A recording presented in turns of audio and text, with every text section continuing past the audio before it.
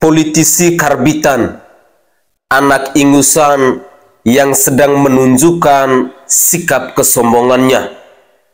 Itulah Gibran Rakabuming Raka. Assalamualaikum warahmatullahi wabarakatuh. Salam Om Swastiastu, Namo Buddhaya, salam kebajikan dan salam sejahtera untuk kita semua. Saudaraku sebangsa dan setanah air, dalam beberapa menit ke depan, saya ingin menyajikan cuplikan-cuplikan video kepada pemirsa sekalian tentang pidato dari seorang Gibran Rakabuming Raka pada tanggal 25 Oktober 2023 sebelum mereka mendaftarkan diri ke Komisi Pemilihan Umum. Dalam pidato singkat dari Gibran Rakabuming Raka ini ternyata menuai banyak kecaman dari netizen di tanah air. Dan untuk lebih jelasnya, saya ingin mengajak pemirsa, mari kita bersama-sama menyimak terlebih dahulu cuplikan video berikut ini.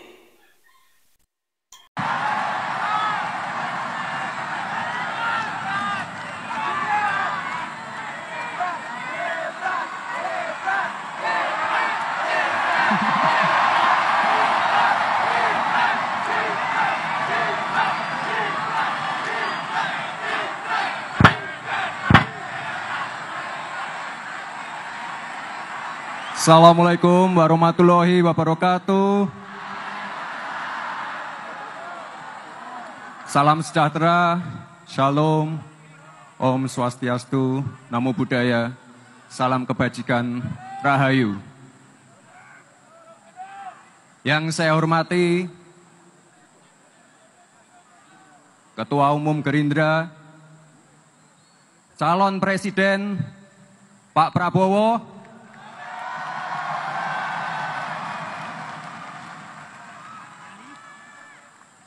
tenang saja Pak Prabowo. Tenang saja Pak. Saya sudah ada di sini.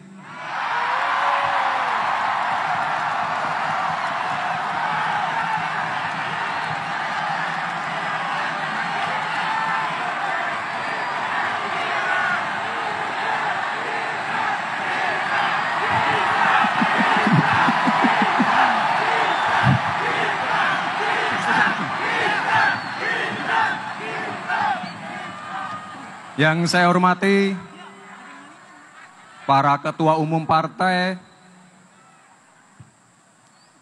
Ketua Umum Partai Golkar,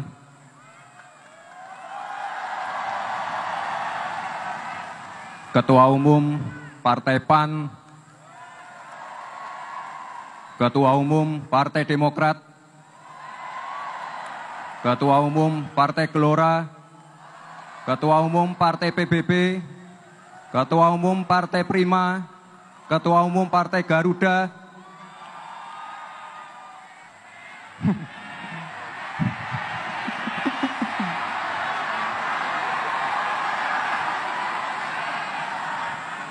yang paling saya sayangi, Ketua Umum Partai PSI,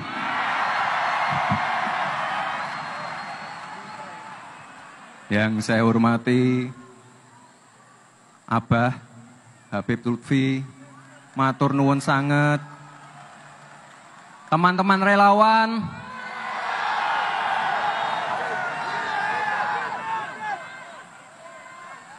para senior, tokoh-tokoh agama yang saya hormati, luar biasa sekali.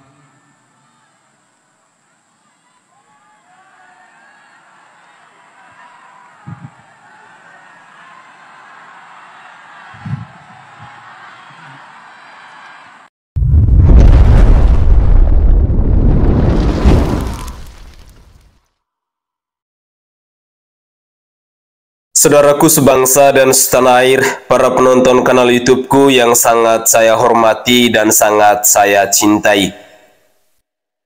Sepenggal kalimat yang dilontarkan oleh Gibran Rakabuming Raka dinilai adalah kalimat yang mengandung unsur angkuh, unsur kesombongan, unsur jumawa di mata netizen. Padahal Gibran Rakabuming Raka menyampaikan bahwa Pak Prabowo Subianto tenang saja, saya sudah ada di sini. Kalimat ini dinilai oleh netizen bahwa jika Gibran Rakabuming Raka tidak ada, maka koalisi Indonesia Maju ini tidak bisa berjalan. Prabowo seolah-olah tidak ada apa-apanya jika tanpa Gibran Rakabuming Raka.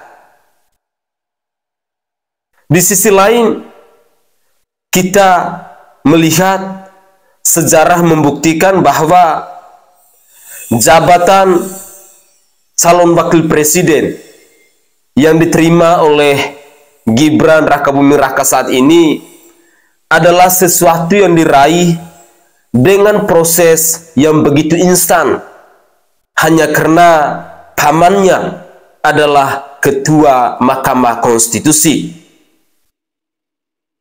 Sekali lagi, Anwar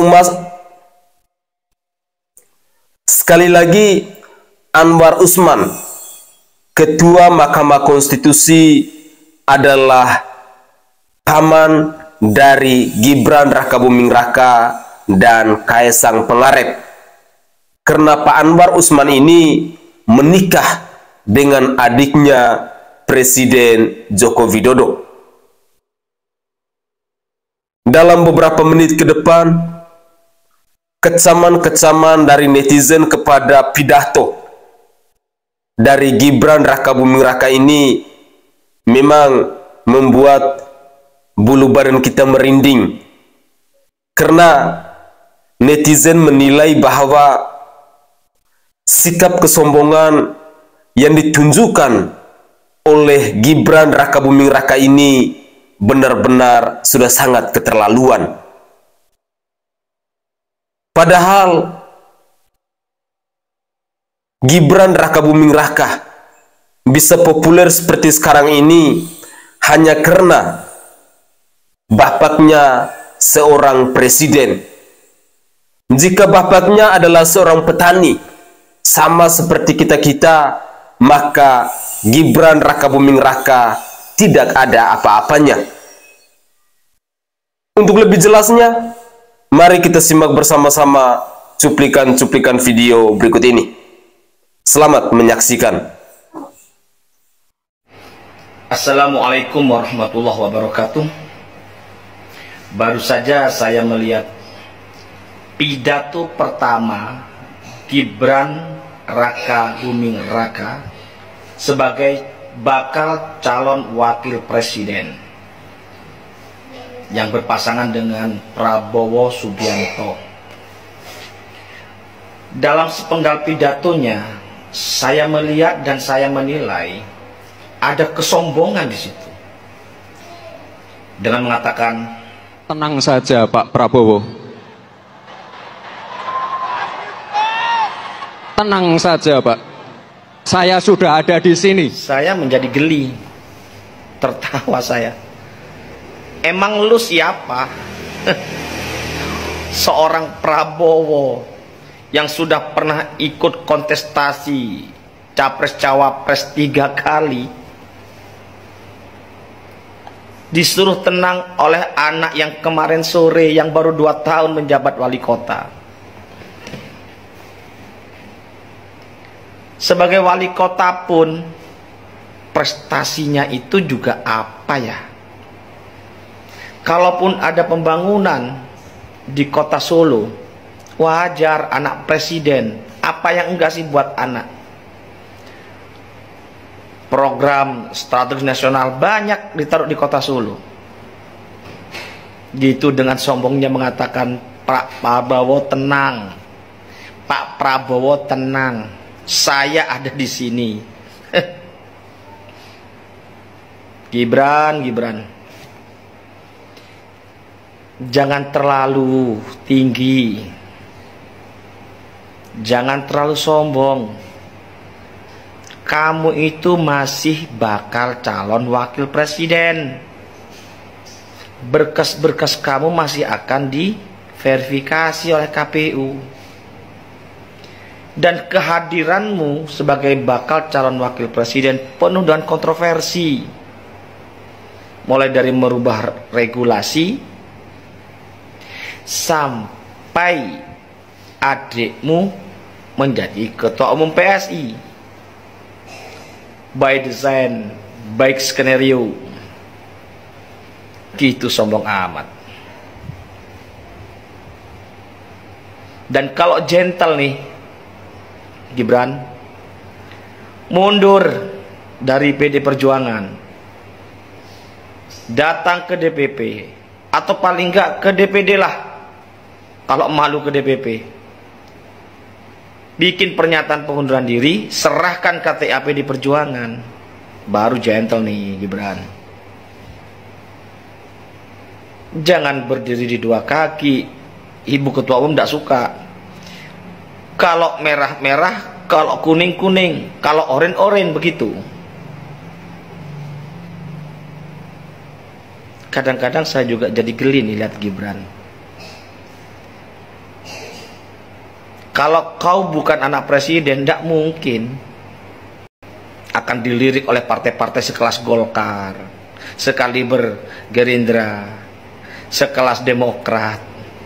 Oh maaf Demokrat enggak ke kamu ya rekomnya.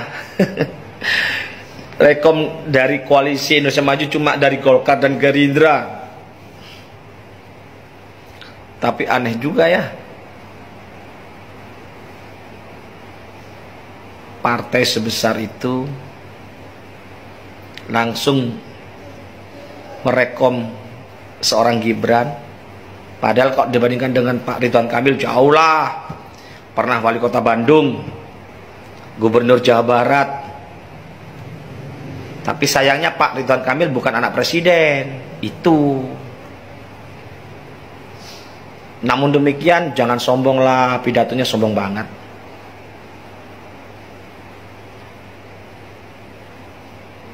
Sudahlah, kita buktikan di 14 Februari 2024. Siapa yang menang? Dengan kesombongan itu yang kamu tunjukkan di pidato pertamamu sebagai bakal calon wakil presiden, saya yakin kau tak akan bisa menang. Sekali lagi, pesan saya, gentle, jantan, segera sampaikan pengunduran diri sebagai kader PD Perjuangan. Kembalikan KTA PD Perjuangan. Berlabuhlah di tempat lain, memang itu hak setiap warga negara. Tapi jangan pernah berdiri di dua kaki. Terima kasih. Semoga di 2024 kita bertemu dan saya pastikan saya tidak milih kamu. Assalamualaikum warahmatullahi wabarakatuh. Tenang saja Pak. Saya sudah ada di sini. Tenang saja Pak Prabowo. Saya sudah di sini. Tenang saja Pak Prabowo. Saya sudah di sini. Seakan-akan dia memberikan kata-kata yang membuat kegundahan Prabowo ini, bahwa Gibran sudah ada di sini. Dan siapa yang akan di belakang Gibran, kita tidak perlu definisikan lagi. Tenang saja Pak Prabowo. Kemenangan ada di tangan kita ketika dia sudah di sini. Enak aja bilangnya. Apa sih kemampuanmu sebenarnya? Karena Anda anak muda. Karena Anda wali kota. Penalaran orang aja yang gak rasional saya. Harusnya ketika dia membanggakan Gibran itu anak muda, harusnya generasi milenial memilih dia. Kita bukan butuh anak muda yang seperti Gibran kok. Apa prestasi Gibran tanpa Pak Jokowi? Ingat gak bagaimana Joel Purba ngerosting Gibran ketika dia berada di Medan? Kalian dua itu tidak ada apa-apanya tanpa Pak Jokowi, katanya. Jadi jangan bangga dengan anak mudanya itu gitu. Anda pun bisa karena popularitas dari bapakmu, bukan karena kemampuanmu. Anda dibilang pebisnis hebat. Aduh, agen sapu lidi aja pun kalau udah bapak presiden, udah maju kok itu. Mana ada namanya bisnis anak presiden nggak jalan? Mustahil. Dan jadi wali kota karena presiden kok minta sama Megawati. Terus katanya prestasinya hebat, 2 tahun pertumbuhan ekonomi di Solo tinggi. Ya iyalah, menteri di sana turun, proyek strategi nasional di sana 6 atau 7 dibuat. Ya iyalah, lapangan kerja terbuka. Jadi nggak logika. Jadi kalau dibilang tenang aja Pak Prabowo, ya wajarlah menenangkan Pak Prabowo yang ragu dengan kemampuanmu. Wajarlah Pak Prabowo gundah dengan apa yang ditolak oleh masyarakat. Tapi Anda dengan bilang, tenang aja Pak Prabowo, di belakangku ada paman, ada Pak Lurah. Itu di belakangku Pak Prabowo, jadi nggak usah takut. Aduh. Entah apa kelebihannya. Tapi satu hal yang kita akan ingat, bahwa keadilan akan mencari jalannya sendiri. Dan kemenangannya akan kau tempuh dengan jalur yang tidak bagus. Anda tidak akan lama. Percayalah, kemampuanmu itu tidak akan cukup untuk memimpin negeri ini. Tetapi masyarakat berharap, saya berharap kepada teman-teman semua, ada 2 calon lagi yang di luar dari dinasti politik yang harus kita dukung. Mereka bukan anak siapa-siapa, mereka bukan anak presiden, mereka bukan anak pejabat.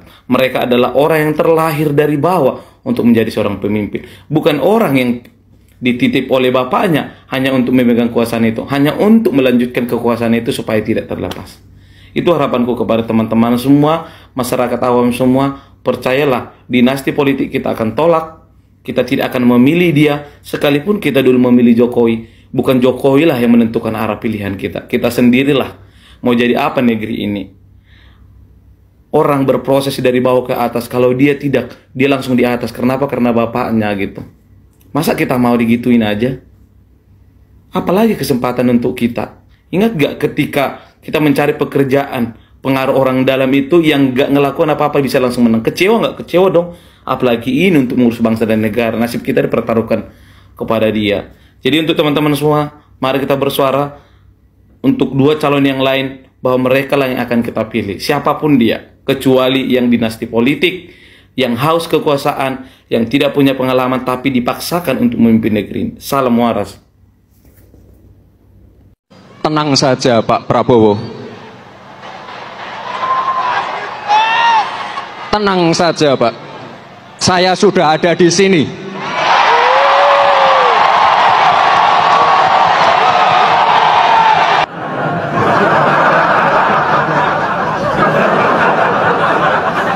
Barusan saya nonton live pidato politiknya Gibran sesaat sebelum berangkat untuk mendaftarkan diri sebagai pasangan Capres-Cawapres Prabowo Gibran ke KPU. Ada yang sangat menarik dari pidato politiknya Gibran ini. Garis bawahnya begini statementnya. Yang saya hormati Ketua Umum Gerindra Pak Prabowo Subianto, calon Presiden Prabowo Subianto, tenang Pak, tenang, saya sudah di sini. Kata ini simple, kata ini simple. Saya sudah di sini. Gibran menyampaikan itu dengan nada lantang dan dengan penuh senyum, penuh sumringah. Cuman kata itu menurut hemat saya mengandung sifat angkuh, arogan dan jumawa. Seolah-olah ia adalah penentu kemenangan. Seolah-olah bahwa bangsa Indonesia membutuhkan dia. Ini bahaya ini. Beneran bahaya. Coba nanti lihat teman-teman, dilihat statementnya Gibran ini. Bagi saya, hemat saya, ini suatu sikap yang angkuh, arogan dan jumawa, mengesankan dirinya itu sombong, seolah-olah bahwa dirinya itu dibutuhkan negara ini. Nah, coba nanti lihat teman-teman, dilihat. Menurut saya ini tidak menggambarkan adab seorang Jawa, adab orang Solo yang biasanya cenderung tawadhu, andab asor. Ini tidak, ini jumawa sekali. Ia sampaikan secara lantang dengan rasa yang sangat jumawa. Silahkan teman-teman nilai sendiri.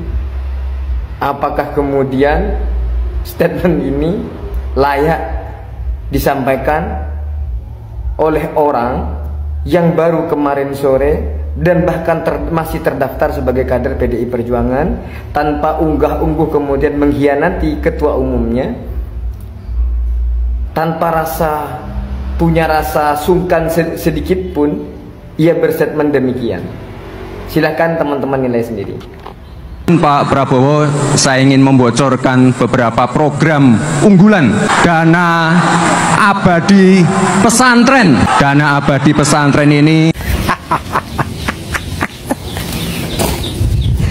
Mas, aduh, kalau diwawancarai nyelonong aja, nggak mau nanggepin. Kalau nggak, tanya aja itu sama yang partainya, tanya itu aja yang bertugas. Lah, sama persis, buah memang nggak jauh jatuhnya dari pohonnya. Plonga-plongo main nyelonong, ditanya nggak tahu, nggak baca, tapi ketika mau ngibul lancar banget. Yang kemarin kartu sakti Indonesia, sekarang kartu abadi. Ini lebih daripada iblis ini, abadi nggak bisa mati. Iblis masih bisa mati. Iblis saja bisa hancur loh mas. Ini kartu kok abadi. Alang-alang Gusti Allah. Kita itu cari presiden mas, bukan cari dagelan. Tapi ya wajar saja, masih banyak orang yang bisa dibodohin mas, karena masih manusia terbuat dari ada yang pintar dan bodoh. Tapi saya nggak bisa mas, cari presiden itu yang mendunia mas. Karena apa? Negara ini mas bukan rumah tangga. Kalau rumah tangga itu urusannya berselisihnya sama tetangga mas. Tapi kalau negara itu berselisih dan bersetegangnya kepada antar negara mas. Kalau sampean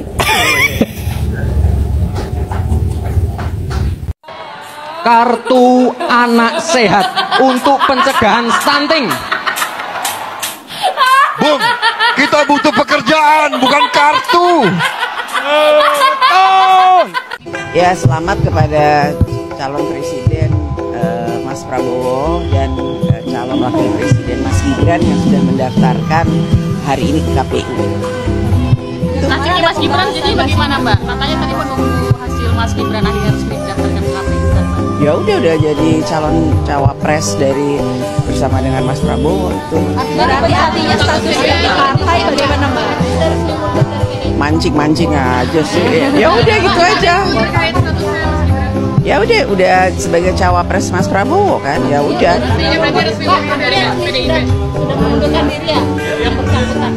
Gak ada pengunduran diri dan kami juga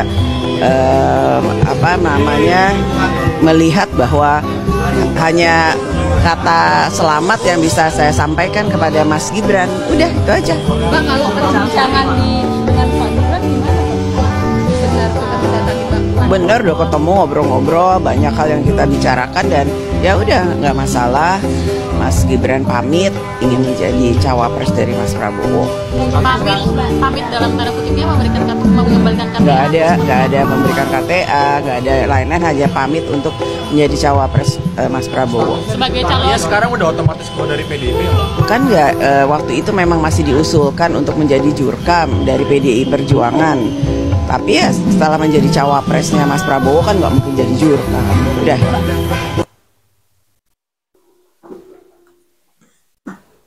Saudaraku sebangsa dan setanah air, para penonton kanal YouTubeku yang sangat saya hormati dan sangat saya cintai. Penjelasan dari netizen tadi cukup jelas ya. Siapa itu Gibran Rakabuming Raka? Sekali lagi, mari kita mencoba untuk merenungkan kembali, untuk melihat rekam jejak dari seorang Gibran Rakabuming Raka yang sungguh dan sangat disayangkan ketika diberi kesempatan untuk berpidato, tetapi sikap kesombongannya langsung tampak. Inilah yang membuat netizen kecewa dengan perilaku politisi karbitan ini.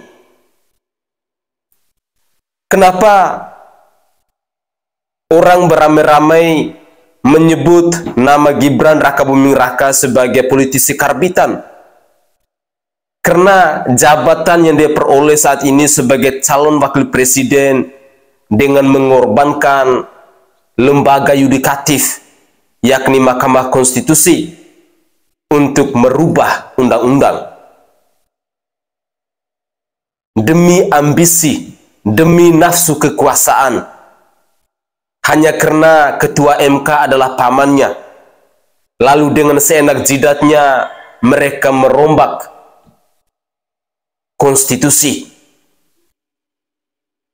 Tentu ini adalah perilaku yang tidak terpuji yang ditunjukkan oleh seorang Gibran Rakabuming Raka bersama keluarganya kepada rakyat Indonesia. Saudaraku sebangsa dan setanah air, seringkali saya katakan bahwa jika kita memang tidak suka dengan Prabowo Subianto dan juga Gibran Rakabuming Raka ini, maka di pemilu 2024 nanti jangan pernah memilih nama tersebut. Karena Gibran Rakabuming Raka dinilai adalah sosok pengkhianat. Dia telah berkhianat kepada PDI Perjuangan. Dia telah berkhianat kepada Ibu Megawati Soekarno Putri. Dulu ketika beliau masih menjadi wali kota Solo, ketika ditanya oleh wartawan, jawabannya mencela-menceleh, tidak jelas. Katanya umurnya tidak mencukupi. Tetapi apa yang terjadi sekarang? Dan ini adalah fakta sejarah yang dipertontonkan oleh keluarga Jokowi kepada rakyat Indonesia. Rasa respek terhadap Presiden Joko Widodo kini benar-benar tidak ada apa-apanya lagi. Jokowi yang dulu sering kita bela, sering kita puja-puji, hanya karena politik dinasti, hanya karena nafsunya untuk berkuasa, membuat dia lupa diri bahwa pada akhirnya banyak sekali rakyat Indonesia yang kecewa. Semoga ini menjadi pembelajaran untuk kita semua. Dan mari sekali lagi gunakan hati nurani kita, gunakan akal sehat kita. Pilihlah pemimpin yang berintegritas, pemimpin yang benar-benar datangnya dari rakyat. Karena hanya pemimpin yang dari rakyat, yang mau berkorban dan berjuang untuk rakyat, merekalah yang akan melayani rakyat. Jangan memilih pemimpin yang meminta kepada rakyat untuk berkuasa, bukan untuk melayani. Begitulah kira-kira. Saya Sainai dari Provinsi Nusa Tenggara Timur. Saatnya kita yang rakyat jelata harus berani untuk bersuara. Salam hormat, salam NKRI, dan salam Pancasila untuk kita semua. Tetaplah semangat dan jangan pernah menyerah.